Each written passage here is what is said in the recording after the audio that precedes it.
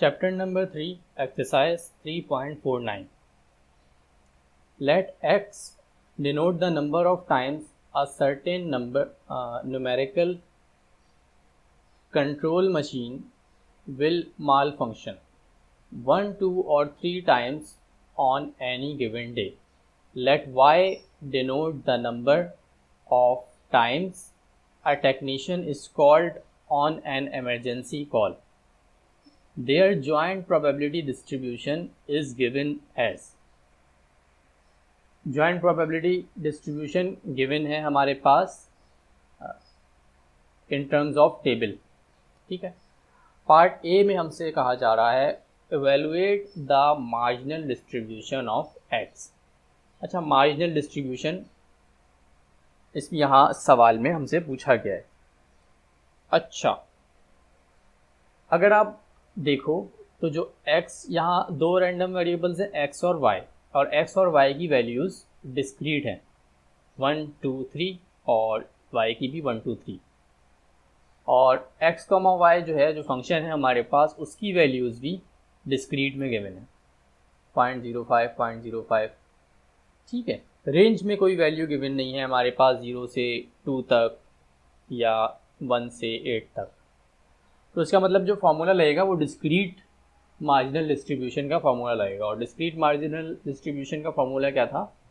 अगर आप g of x निकालोगे तो समीशन ऑफ y होगा, और h ऑफ y निकालोगे तो समीशन ऑफ x होगा। यानी मार्जिनल डिस्ट्रीब्यूशन x की निकालोगे तो समीशन ऑफ y होगा, और मार्जिनल डिस्ट्रीब्यूशन y की निकालोगे तो समीशन ऑफ x होगा। इसके सॉल्यूशन पे आ जाते हैं। ये वही टेबल हमने दोबारा से यहाँ रीड्रॉ किया है। ठीक है, और पार्ट ए में हमसे कह रहा है evaluate the marginal distribution of x। ठीक है, तो अब इस टेबल में देखो x ये लिखा हुआ, और x जो है 1 पे y क्या है?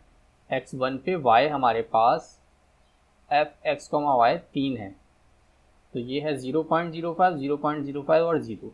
तो इसको सम कर लेंगे इस डायरेक्शन में। क्यों? क्योंकि समीशन ऑफ y है, तो हमने समीशन ऑफ y किया y1 y2 और y3। तो x आ गया 1 और h ऑफ x आ गया, इन सब को प्लस करके लिख दोगे आप 0.01। इसी तरीके से x2 पर क्या होगा? x2 पर ये जो कॉलम है ये सम हो जाएगा, और इस सम होने के बाद आंसर आया 0.35। और इसी तरीके से x3 पर ये कॉलम पूरा सम हो जाएगा, ये कॉलम पूरा सम हो जाएगा, और इसका आंसर आया हमारे पास x3 पर 0.05। अच्छा, पार्ट बी में हमें कह रहा है evaluate the marginal distribution of y। ठीक है, तो आपने अब तक अंदाज़ा लगा लिया होगा कि क्या होगा। x1 पर ये y1 पर ये तीनों वैल्यूज़ प्लस होंगे, y2 पर ये तीनों वैल्यूज़ प्लस होंगे, और y3 पर ये तीनों वैल्यूज़ आपस में सम होंगे और उसके बाद लिखे जाएंगे। तो इसको देखते हैं। ठीक है, 1 पे 0.2, 0.05 हो गया 0.1, और इसमें 0.1 हमने प्लस किया तो 0.2। इसी तरीके से बाकी दो भी आ जाएंगे। तो ये तो बहुत आसान क्वेश्चन था। दूसरा ये हमें पूछ रहा है find probability y equal to 3 condition, ये कंडीशन का साइन है, x इक्वल टू 2। हमें कंडीशनल प्रोबेबिलिटी फाइंड आउट करनी है जबकि y 3 हो और x 2 हो। तो इसको, अच्छा, कंडीशनल प्रोबेबिलिटी का यहाँ पर फॉर्मूला लगेगा। ठीक है, ये चैप्टर 3 के स्टार्टिंग में कंडीशनल प्रोबेबिलिटी हमने पढ़ी थी, और उसके अंदर x और y दोनों वेरिएबल्स जो हैं हमारे पास उसकी वैल्यू डिस्क्रीट में है। तो उसका फॉर्मूला क्या होगा? फॉर्मूला होगा probability y intersection x divided by p of x, यानी प्रोबेबिलिटी ऑफ x।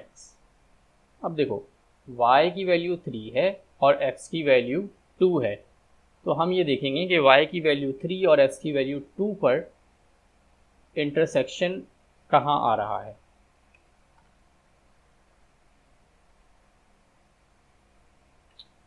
तो y की वैल्यू 3 और x की वैल्यू 2, इनका इंटरसेक्शन आ रहा है यहाँ, यहाँ पे वैल्यू लिखी है 0.2। तो न्यूमिनेटर में हम क्या लिखेंगे 0.2। तो ये देखो आप, न्यूमिनेटर में हमने लिख दिया 0.2 और डिनोमिनेटर में आप क्या लिखोगे, डिनोमिनेटर में इन तीनों वैल्यूज़ को प्लस करके लिख दोगे।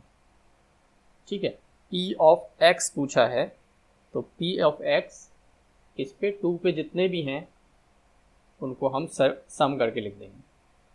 तो 0.05 प्लस 0.1 और प्लस 0.2, तो 0.05 प्लस 0.1 और प्लस 0.2, और इसे जब आप सॉल्व करोगे आपके पास आंसर आएगा 0.5714।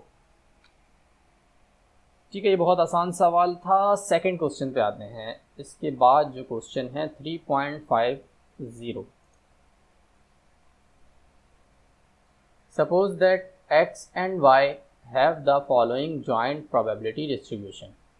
joint probability distribution हमें गिवन है, और find the marginal distribution of x और find the marginal distribution of y। marginal distribution हमें मालूम करनी है x और y की। x और y की वैल्यूज़ डिस्क्रीट में हैं, यानी ये डिस्क्रीट रैंडम वेरिएबल हैं, तो फॉर्मूला डिस्क्रीट मार्जिनल डिस्ट्रीब्यूशन का हम यूज़ करेंगे। ठीक है, ये बहुत आसान है, बिल्कुल जो इससे पहले हम क्वेश्चन कर चुके हैं, बिल्कुल उसकी तरह। तो अगर मैं मार्जिनल डिस्ट्रीब्यूशन मैं g ऑफ x मालूम कर रहा हूँ, तो x की वैल्यू 2 पर क्या है, ये तीनों सम हो गए, 0.10, 0.20 और 0.10। तो आंसर आएगा x2 पे g ऑफ x क्या आएगा 0.40, और इसी तरह से x4 पे g ऑफ x किस तरीके से आएगा, इन सब का सम करके। तो x4 पे g ऑफ x इन सब का सम क्या आया 0.60। ठीक है, और पार्ट बी में कह रहा था कि find the marginal distribution of y। तो इसी तरीके से आप y किस तरीके से मालूम करोगे,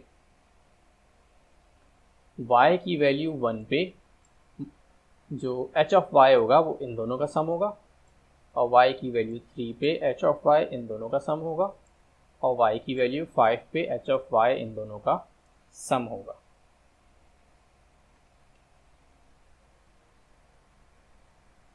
तो 1 पे इसी तरीके से आपने